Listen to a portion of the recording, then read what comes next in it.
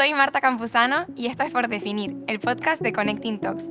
Por Definir es un movimiento que busca normalizar que se puede ser feliz en el trabajo y sentirte realizado con lo que haces. Por ello, este podcast busca enseñarte las herramientas necesarias para llegar a ese momento profesional.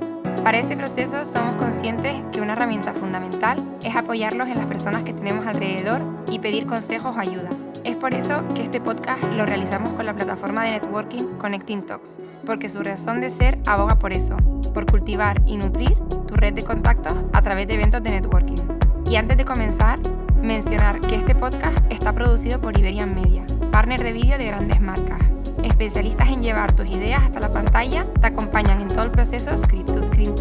Y por supuesto, hablar del espacio tan espectacular en el que estamos, el Hotel Thompson Madrid, uno de los rincones más exclusivos y cosmopolitas de la capital, un hotel de la cadena Hyatt. Nos sentimos muy afortunados de poder grabar aquí. Andrés Tortarolo, un profesional con una carrera de casi 3 décadas que ha pasado por el mundo de la producción, el entretenimiento y el marketing deportivo. Es fundador y CRO de Vanquish Sports and Media Group y 511 Capital, así como profesor a tiempo parcial en la Universidad Alfonso X el Sabio, la Liga Business School y la Universidad Europea. En Por Definir siempre buscamos historias que nos inspiren a ver el trabajo como un camino lleno de descubrimientos.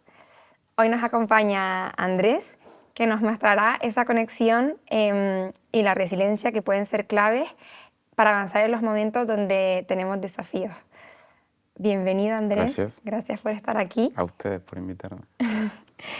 Me gustaría empezar hablando sobre algo que me parece fundamental, que son las habilidades.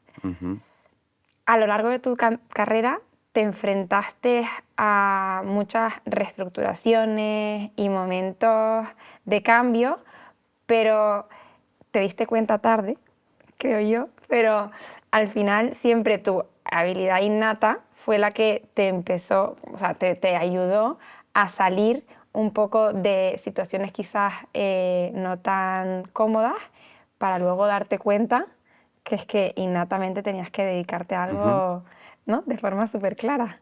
¿Me puedes contar un poquito a lo que me estoy refiriendo? A ver, yo empecé a trabajar de casualidad en televisión y radio. De hecho, mi formación es en la secundaria, era técnico electrónico, nada que ver. Hice como le dicen acá en España, apliqué para la selectividad, para entrar en la escuela de ingeniería electrónica y por inercia, o sea, llegué a eso. Y entré así un poco por referencias. Mi padre conocía a alguien que trabajaba en televisión en Argentina, se habrán dado cuenta por el acento que no soy de por aquí. Y empecé a trabajar en eso. Y ahí me di cuenta que me gustaban los contenidos y me gustaba la producción de televisión, pero incluso mientras empecé a trabajar ahí, hacía otras carreras que no tenían nada que ver con eso. Tenía una crisis vocacional, no sabía por dónde tirar. Y no sé si fue destino o casualidad, al final el trabajo de producción de televisión, lo que implicaba resolver problemas, situaciones de estrés, improvisar con lo que había, trabajar en un programa en vivo, en directo, entonces había que preparar programa a programa contra reloj. Eso me fue de alguna manera, o sea, el bautismo de fuego, en la trinchera me fui dando cuenta de qué habilidades tenía. Pero no, seguía sin... Empecé a trabajar a los 17 años, era como muy joven, entonces casi que me golpeaba y aprendía de cada tropezón que me daba. No es por aquí, tengo que ir por este lado. Y a partir de ahí fui construyendo, y fue un proceso también de autodescubrimiento, autoconocimiento. Claro, pero me imagino que cuando te dabas esos golpes, entiendo, al final, ¿cómo sabías a qué lado tenías que girar? A mí me gusta, no sé cómo describirlo, no sé si es un sentido arácnido como Spider-Man o qué, pero me gusta pensar que tengo la capacidad o la habilidad, que no sé cómo describirlo, de entender o leer mensajes que te va mandando el destino que te pone adelante. En la empresa donde yo estuve, 9 años antes de una multinacional del entretenimiento. Tenían canales muy importantes de televisión por cable y abiertos. Hubo 4 reestructuraciones. En cada reestructuración me despedían y entraba por la ventana otra vez. O sea, me echaban de un canal y resultaba que me contrataba otro. Estaba por cuenta ajena y resulta que empezaba trabajando por cuenta propia. Y después resulta que el que me había hecho por cuenta ajena me lleva a otro canal para un proyecto que se iba a hacer en Estados Unidos, pero que tenía que trabajar desde Argentina. Y así. Entonces, no sé cómo explicar cómo pasó, pero... Ya. O sea, podemos decir que en ese momento de tu vida en verdad no aplicaste una estrategia en concreto, una No, herramienta, era muy joven, era sino que más fue más ganas, resiliencia y y para cabezonería. adelante. Un Vale. poco... Sí, no, me sirve. O sea, es verdad que hay perfiles como el tuyo que eso pues les va de forma innata y te llega un poco pues Después a eso hay que aplicarle táctica y estrategia, pero al principio era un poco más de... Claro. Estoy acá y no me quiero ir de acá. ¿Qué hago para quedarme? Claro. O sea, yo ahora quiero el momento, o sea, que me cuentes el momento en el que te vas de Argentina. Porque al final eso sí que es un cambio más consciente y más Sí. adrede, pero o sea, quiero saber en plan, ¿qué pasó? A mí me gustaba tanto la producción de radio y tele que por cabezonería me quedaba ahí, indudablemente conseguía resultados y fui ascendiendo dentro de la empresa en cuanto a responsabilidades. Y estuve 9 años y a lo largo de esas 4 reestructuraciones eso también te genera una situación de estrés, de cambios de rumbo de la corporación, no de uno. Pero también te va desgastando y te va socavando por dentro, te va quemando. Y al cabo de 9 años yo perdí lo que entendí que era el combustible cuando había apenas empezado. O sea, mi combustible se había convertido en mi kriptonita. Entonces, un día me despierto y va a parecer medio poético, pero sucedió de verdad. Me di cuenta que, o sea, caí en la cuenta de que no tenía más ganas de ir a trabajar a la oficina, que me empezaba a costar ir a la oficina y nunca me había costado. Siempre me despertaba con una sonrisa, tenía ganas, saltaba como un resorte, enfrentaba el día, me encantaba lo que me iban a proponer o lo que iba a descubrir.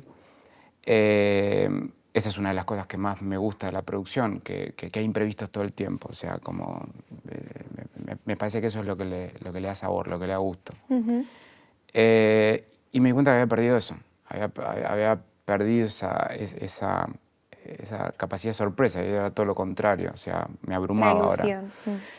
Y en ese momento con quien era mi pareja, habíamos estado en el viaje de novios por Europa y yo ya había tenido en una de estas reestructuraciones la posibilidad de viajar.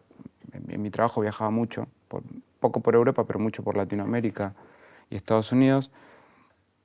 Y siempre estaba rondando en la cabeza la idea de emigrar, de probar en otro país por el hecho de vivir en otra cultura. Para mí me parece que viajar enriquece y te abre la cabeza y es como la segunda universidad que todo el mundo debería tener. Es la escuela de la vida y bueno, entonces quería hacer eso. Y en ese momento la televisión, las productoras argentinas tenían muchos programas acá en España, o sea que era 2006, era como un buen momento para hacer el cambio. Y yo tenía una red de contactos en el mundo del entretenimiento. Y dije, bueno, esto, sota caballo rey, esto está chupado, hay que ir para allá. Y llego y al mes estoy trabajando. Y hablé con mucha gente, hice como una cierta preproducción para los papeles, para migrar de manera legal y ver todo. Y así, sí, tú vente aquí que esto lo acomodamos. Ya. O sea, pero claro, entonces, y entiendo que el papel de tu entorno para ir de un país al otro fue fundamental, porque entiendo que tú solo tomar la decisión y decir, venga, para adelante, no la tomarías. O sea, creo que te tuviste que apoyar o también en tus contactos, en plan de tener un poco de la seguridad, ¿no? De Lo que yo hice en ese momento fue, me dedicaba a la producción, preproduje mi fase 2 en mi vida laboral. Entonces intenté hablar con algunos contactos acá para armar un presupuesto, entender cuánto costaba vivir, entender dónde podía llegar a golpear una puerta, aumentar la probabilidad de mi ratio de conversión cuando migre, junté ahorros y me vine. O sea, la preproducción empezó en 2005, en septiembre del 2005, y en marzo del 2006 estaba en España, en Madrid. Vale, estabas en España.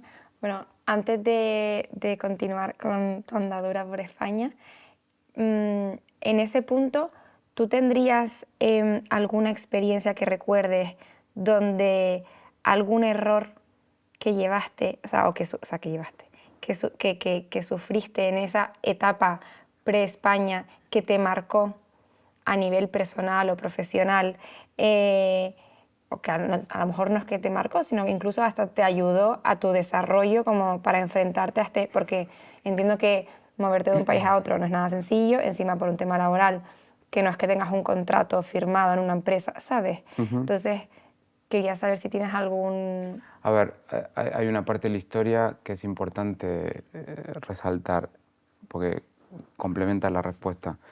En el 2001 la empresa me iba a mover a Miami y ocurre el atentado de las Torres Gemelas. O sea, yo tenía, creo que tenía que ir en octubre a buscar el visado de trabajo a la Embajada de Estados Unidos y el atentado es en septiembre y Estados Unidos se cierra. Y eso era para una posición en Miami, estamos haciendo un joint venture con una empresa muy grande de Los Ángeles y era mudarme, entonces a mí me había quedado como esa espina clavada de, hostia, lo tuve acá y no se dio. Cosas que aprendí, eso cambió mucho el rumbo de cómo me empecé a mover yo después adentro de la empresa, porque mi carrera se iba en una dirección, corporativamente hablando, y el cambio de negocio en varias áreas hizo que mi carrera termine yendo en otra dirección. Total. Que no era mala, pero no necesariamente era la que a mí me gustaba. Algo que a toro pasado entiendo que hice mal fue la manera en la que hice el desacople de la empresa. Hoy que tengo una empresa, que tengo empleados, esto es como cuando los padres te dicen, cuando tú seas padre ya vas a entender lo que está sucediendo. Bueno, esto va por ahí. Vale. No, siendo autocrítico lo hubiese Sí. hecho de otra manera. El desencaje, mi salida, la manera en la que negocié mi salida. Bueno, pero que al final tú... Era muy joven también, no es una Ya. excusa, pero es contexto. Era muy joven y eso fue parte de mi curva de aprendizaje. Ese desgaste me aportó mucho estrés en ese momento, Ya. que no sumaba, restaba. Pero que ahora te lo llevas en plan como un aprendizaje Total. de decir, vale, genial. Bueno, pues entonces volvemos a España, Volvemos a ¿vale? España. Acabas de llegar a España y ¿cuáles son tus primeros pasos en el mundo laboral? No, contamos la parte de Disney o contamos las miserias de... Lo que tú quieras. Vamos a contar la historia en formato de La Cenicienta. Venga. Cuando llego a España, lo primero que hago es, bajo el avión y digo, bueno, acá todo un mercado por conquistar. Entonces, voy a todos esos leads que tenía de productoras. En ese momento había una productora argentina que era Cuatro Cabezas, que estaba haciendo Aquí Caiga Quien Caiga, que era un show como muy disruptivo. Y bueno, entonces ahí tenía un lead por otro lado. Bueno, tenía 6 o 7 leads y llego, empiezo a golpear puertas, empiezo a tomar cafés, a tener entrevistas, no desde un lugar formal de una entrevista, sino ya como un soft landing porque... por poner un ejemplo, Cuatro Cabezas es una productora argentina que tenía oficinas acá y gran parte de su negocio estaba acá. Entonces voy, golpeo puertas a ver si hay posibilidades de entrar, que en teoría me viene con un quizás, con un tal vez, y no salía nada, en ese momento no había producción. Y al final, con mi pareja en ese momento, nosotros habíamos venido con gasolina vinimos con 10.800 euros. O sea, eso era lo que traíamos porque la idea era enchufar y empezar a trabajar rápido. Y entonces la pasta se empezó a agotar.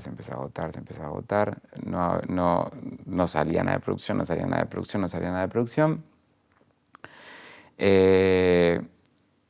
Ella en ese momento decide, ella trabaja en turismo, pero decide como empezar a agarrar cualquier trabajo y entonces cogí un trabajo en mileurista, vinculado al turismo, pero un trabajo, la verdad que bastante, un call center.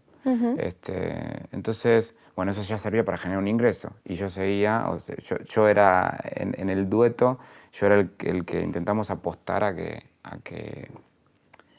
llegue a conseguir un trabajo más cualificado, pues yo venía de una multinacional y no salía nada y no salía nada. Entonces, la realidad es que lo que terminé haciendo fue intentar conseguir un trabajo en lo más fácil de encajar, que puede ser ventas. O sea, no soy tímido, no se me da mal hablar, o sea, empatizo rápido con la gente. Y bueno, empiezo a buscar un trabajo de ventas y agarro lo primero que aparece. Pero espérate, el momento ventas, o sea, ¿tú mismo te diste cuenta que era una posibilidad de trabajar, o sea, que te podías dedicar a eso? ¿O fue también que...? No había trabajado en ventas en plan vendedor de enciclopedias, que fue lo que cogí al principio. Sí. Porque cambiaste totalmente tu foco, o sea, me refiero, te reinventaste. Fue al revés, fue, ok, tengo que generar dinero. Vale. O sea, claro. No era por subsistir, no era ni siquiera por reinventarme, o sea, no había una vocación ahí. Lo que entendía es que tenía que ser pragmático, tragarme mi orgullo y generar. Y la persona que me estaba acompañando en ese momento lo estaba haciendo, entonces si lo estaba haciendo ella, pues no lo iba a hacer yo. Claro. No sé, me coloqué bastante rápido, o sea, en un mes estaba trabajando para una empresa que vendía ordenadores para una red de inmobiliarias y vendía esos ordenadores puerta a puerta, inmobiliaria. Me acuerdo que no había... Mi trabajo, yo iba vestido así, o sea, no andaba con traje, nada, entonces no tenía traje. Y entonces fui y me compré... No tenía pasta tampoco, entonces me compré 2 trajes de poliéster, era verano, 2 trajes de poliéster de 50 € cada uno en Atrezo. No se puede decir marcas, ¿no? Me estoy matando. Y andabas todo sudado por el metro con una corbata que era de plástico, o sea, bueno, así. Pero intentaba mirar el lado Coca-Cola de la vida en todo eso y decía, bueno, ok, tengo tiempo para o sea, ir a entrevistas de calidad con un headhunter, aplicar a eso. Y estoy conociendo Madrid, en plano de metro, yendo para todos lados. Y el trabajo de ventas era también estratégico porque al no tener que ir a una oficina, tener que estar todo el tiempo en la calle, a mí me daba tiempo para hacer una entrevista, entre visita y visita y ese tipo de cosas. Si no, hubiese sido todo mucho más lento. Y empecé a hacer eso, empecé a enfocarme en performar, en vender ordenadores, puerta a puerta, y en hacer entrevistas de calidad con headhunters. Y bueno, ¿pero ya en el mundo de las ventas o seguías en tu mundo de la producción? ahí ya buscaba cosas, sí, más que nada que tengan que ver con un perfil más amplio, no de producción, sino de marketing, entretenimiento, contenidos y ese tipo de cosas. Ok, ¿y qué pasó al final? Ahí vino la segunda hostia, con toda la mano abierta. Pero fue buena, fue muy buena. De hecho, me centró, fue como casi paternal. Un día caigo en una empresa de headhunting muy importante y entonces estoy como, me estuvieron entrevistando como 1 hora y cuarto. Y de hecho, 2 me entrevistaron. Salió uno, entró otro y yo dije, esto va como un tiro, esto va súper bien acá. Controlo, ¿no? Acá esto está hecho. Y de repente entran los 2, como si fuese un médico a darme un diagnóstico.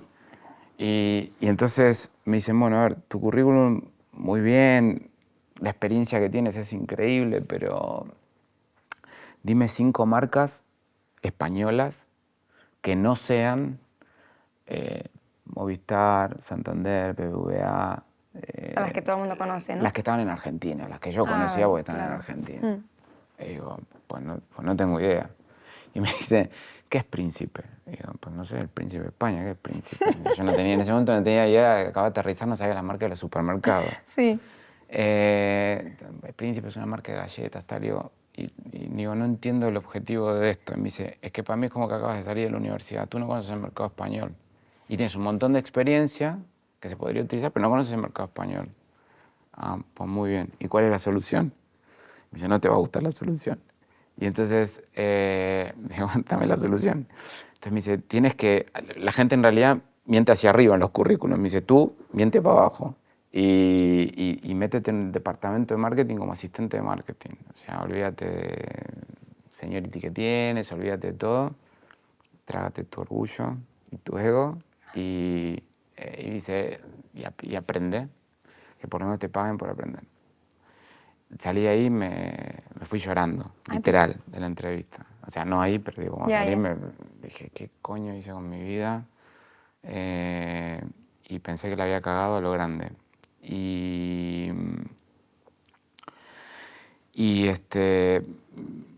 hay que hacer un proceso, hay que tragarse el orgullo, hay que... Claro, y supongo que ese tiempo no sería corto, el No. momento de asimilarlo, No. de movilizarte. No. Y empecé a... Al cabo de una semana, 10 días, empecé como a coquetear con él y decir, bueno, ok, esto hay que hacerlo, o sea, hay que digerirlo, tiene sentido, lo que me está diciendo tiene sentido. Yeah. No es que le caí mal a alguien y me está intentando joderme. Entonces, empecé a cambiar el perfil de las entrevistas a las que aplicaba y resulta que esto había sido como en mayo, yo había llegado en marzo, y por julio, finales de julio, la misma semana, me salen 2 oportunidades. Una oportunidad de asistente de marketing y una oportunidad de un puesto muy parecido al que yo tenía en la multinacional en la que trabajaba en Argentina para el mercado hispanoparlante, ahora trabajando en una multinacional muy grande de España, desde Madrid para el mercado hispanoparlante. Entonces, en ese momento, ese es el gran punto de inflexión en mi vida laboral. Sí. Porque yo me he ido de Argentina quejándome de lo quemado que estaba con la corporación, el mundo corporativo y un montón de cosas. Vine persiguiendo una ilusión. No la pasé muy bien cuando llegué. Y entonces ahora podía volver a tener, si se quiere, la misma posición que tenía antes en cuanto a pasta, en cuanto a comodidades, confort y más, en una corporación. Y si era coherente conmigo, no tenía que ir por ahí. Y el otro puesto que me estaban ofreciendo de asistente de marketing, una empresa de marketing deportivo, con un sueldo de asistente de marketing que era ridículo, ridículo, ¿no? Vale. de bajo. Vale, para por aclararlo, eso. para que la gente no piense que era altísimo, era ridículo de bajo. Y decidí el camino empedrado. Porque al final tú ahí tenías claro qué era lo que a ti te gustaba. O sea, sí. Sí, nunca había trabajado en deporte, esto fue hace 18 años atrás, nunca había trabajado en deporte, el deporte siempre era algo que me había llamado la atención y, a ver, era como una opción todo en una, pero el envoltorio parecía envenenado porque al final uno trabaja no por dinero, pero el resultado de tu trabajo es económico y el dinero es un medio para conseguir cosas, estar en una determinada situación o llegar a un lugar. Entonces, claro, pero tú ahí fuiste bastante consistente con tus valores y con tus decisiones, porque en verdad sí, una persona... no quiero que suene a estoicismo, pero... No, o sea, lo que me refiero es que lo que tú dices, en plan, podías haber ido por el camino de decir, oye, que también te digo, sería también bastante sensato haberlo cogido por el hecho de que estabas en un país que no era el tuyo, que, o sea, el dinero es necesario, o sea, que al final, para mí, la valentía de decir, oye, es que entiendo que para ti era importante tener otra vez esa motivación que tenías ir al trabajo que tenías en Argentina, entiendo que tú habrás dicho, en plan, que necesito volver a tenerlo. Ese fue el driver principal. Y entendía, no lo entendía, está mal dicho.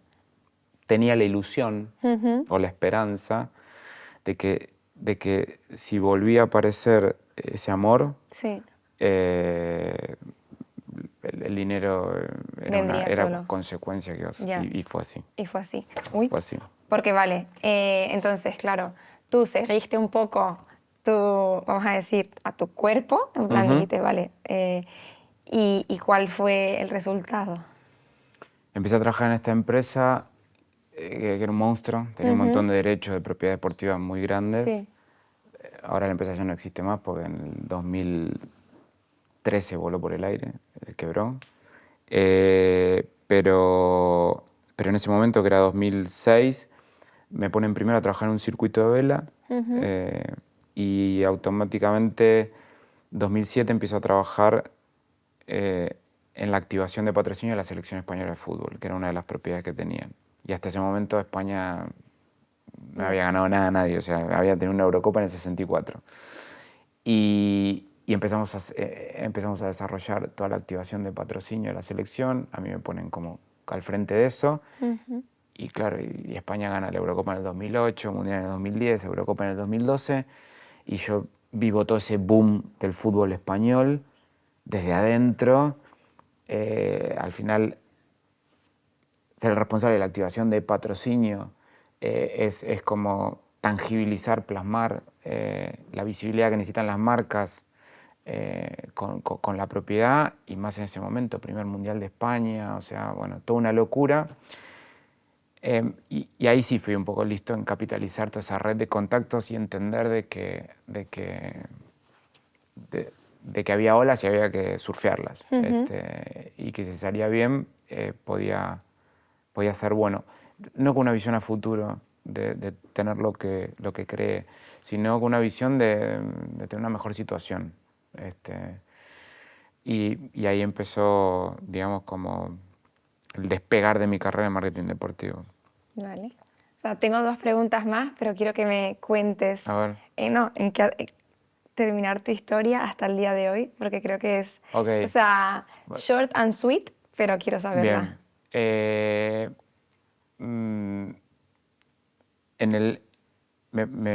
O sea, la activación de la selección española tiene dos fases. En una estaba como empleado de la empresa y después me voy, monto una agencia. Primero me voy a una agencia chiquitita. Entro a esa agencia porque un amigo director creativo, él era uno de los socios, me invita y ahí quise como correr y todavía no estaba listo para correr. Entonces entro y me meto en la agencia con un porcentaje chiquito de equity, y en cuanto entro, a los 3 meses la agencia no tenía más caja para seguir adelante. Ahí aprendí lo que era un due diligence. O sea, tú dices, vale, si te vas a meter en un sitio, primero investiga dónde coño te estás metiendo. Ya, bueno, pero que eso no todo el mundo lo tiene No, bueno, por qué pero saber. no, O sea, está bien, pero así, ¡paf! Ya, Otra vez, a hostia. Sí. Pero bueno, pero ya estaba ahí en el barro. Y entonces aparece una especie de mecenas que tenía una agencia más grande. En ese momento traía muchos artistas importantes a España. Trajo a los Rolling Stones, traía a Lelutier, Saravara, bueno, distintos. Y nos engulle. Entonces digo, bueno, perfecto, nos salvamos todos, ahora formamos parte de esto. Y a mí me ponen como director de desarrollo de negocio, pero lo que no sabíamos es que él también tenía problemas económicos. Entonces estábamos en un problema. Nosotros pensamos que nos habíamos subido a un barco más grande de la balsa y nos acabamos de subir al Titanic. O sea, lo único que hicimos, 14 millas más, nada más. Entonces, cuando nos damos cuenta de eso, esto corría el año 2009, creo. Cuando nos damos cuenta de eso, mi amigo, que era el director de esta agencia y el director general del Titanic, dijimos, bueno, montemos nosotros 3 algo. Bueno, fantástico, perfecto. Quiero evitar dar nombres porque algunos hoy están vinculados a gente muy conocida. Decir, pero entonces no des nombre. Pero te quedas con la idea de por dónde va la historia. Sí. La cuestión es que montamos esta nueva agencia y ahí empezamos desde afuera a hacer el programa de patrocinio de la selección española, a activarlo. Y bueno, nos va bien, vamos creciendo, no dejamos de ser una micropyme, hasta que empezamos a tener tensión entre nosotros, los socios, ¿no? Y ahí aprendo de vuelta, así, a hostias, ok, esto es un pacto de socios, esto es un consejo de administración, y termino saliendo de ahí. Y bueno, y así voy evolucionando hasta que tengo otra agencia y me llevo el negocio y sigo con la activación de patrocinio de la selección y me voy a un grupo inglés. Nuestro principal negocio, que daba mucho de sí, tenía mucho negocio satelital, que era la activación de patrocinio de la selección. En el 2013, 14 se corta, pues Santa Mónica, que era la empresa donde yo estaba antes, quiebra y desaparece. Y me voy a trabajar a un grupo inglés que es una multinacional, tiene 20 oficinas en 15 países, 1000 empleados. Bueno, Sí. y ahí ya me voy con todo el bagaje aprendido de lo que es la ley de sociedades y cómo trabajar con socios. Y montamos una división de deportes que se operaba desde Madrid, pero que era global y se apoyaba en la red de oficinas de ellos. Y firmó estar 4 años con ellos. Sí. Y ya el segundo año me empiezo a dar cuenta de vuelta que mis objetivos no estaban alineados con los objetivos de ellos. Entonces, ya habiendo aprendido de cómo salir de un lugar bien, sin hacer ruido, conservando las relaciones de manera adulta, habiendo aprendido cómo había que construir A todos tus fracasos lo cogiste en la lista y dijiste, venga. Sí, exacto. Y entonces yo me tenía que quedar por 4 años y me quedé, que era lo que había que hacer. Y más o menos cuando estábamos cerca faltaban 6 meses para que se cumplan los 4 años, fue, bueno, esto no va a seguir, no voy por acá, yo quiero otra cosa. Y ahí empecé a armar lo que tengo hoy, que es Vanquish. Tomé la decisión de salir. Ese creo que también es otro punto de inflexión en mi vida porque decidí emprender solo. Valiente. Pero hay una parte complementaria a esto. Vale. Que nos retrotrae a Argentina otra vez. Yo hubo un momento, en ese momento yo tenía una hija y acababa de nacer mi segundo hijo. Entonces, no sé qué le pasa al resto de los hombres. Para mí ese momento era mi momento más vulnerable. O sea, yo me sentía proveedor, tenía que estar ahí para mi hijo, cómo lo voy a mantener.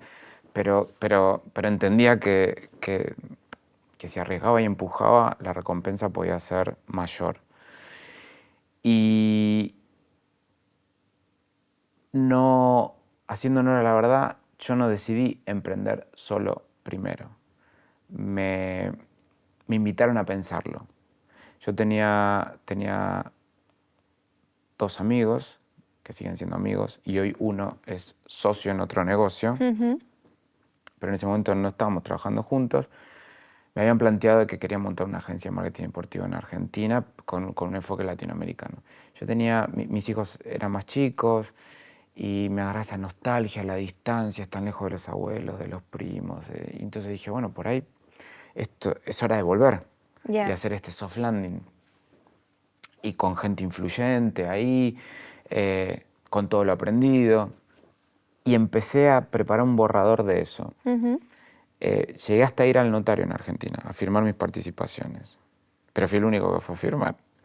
Y cuando me estoy volviendo a España, uno de estos, Santi, un amigo, que es agente de futbolistas, me pide tomar un café y al otro día yo me subí al avión y me volvía para Madrid.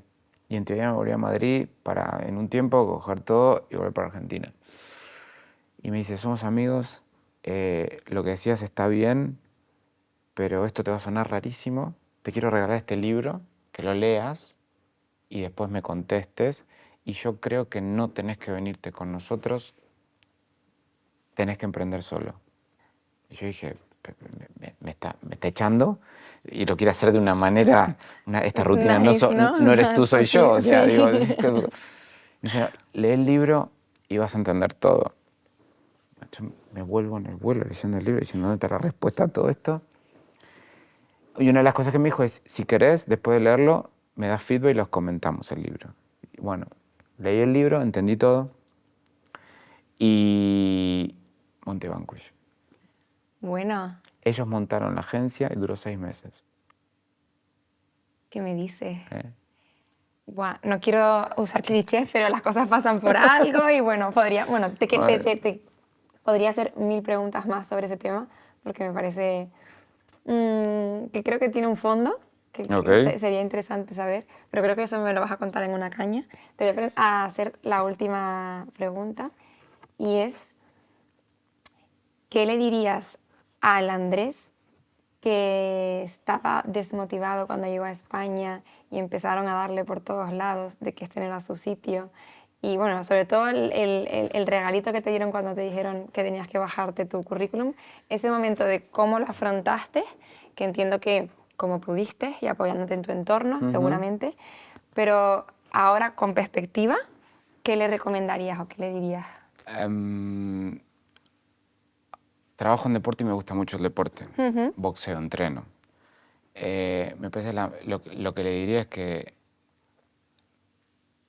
tendría que haber empezado a boxear antes. O sea, cuando tú boxeas, desde abajo todo parece fácil. Dos tíos en el ring, no se cubre bien, es súper fácil. El boxeo es un deporte súper complejo porque tienes que atacar, defenderte, ser inteligente mientras te están forrando hostias. Y cuando entrenas, cuando empiezas a entrenar, sucede algo mágico, que es cuando te tira un golpe tú tienes que cerrar los ojos la primera vez, pero es una reacción, pero aparte, hasta que cuando te haces a la idea, recibes la primera hostia, te das cuenta que no es tan trágico. No digo que esté bien que te acostumbres a recibir hostias, ¿no? Porque después de un tiempo te deja tonto eso. Sí. Pero cuando le pierdes el miedo al fracaso. En mi metáfora, la hostia es el fracaso. Cuando le pierdes el miedo a eso, que en realidad no pasa nada, lo que pasa es que vivimos en una sociedad tan exitista que el que fracasa no es alguien que aprendió, el que fracasa es un tonto, o le fue mal. Entonces, cuando te pierdes el miedo a recibir la primera hostia, no te digo que después estás más tranquilo, estás mejor parado, las ves venir, las puedes esquivar, o sea, y muchas veces buscas el golpe para poder taparlo y defenderte y atacar. Entonces, me parece que eso le diría, que aprenda a boxear antes. Oye, pues me gusta el consejo. Pues nada, muchísimas gracias por este rato y nada, y nos vemos en el próximo episodio.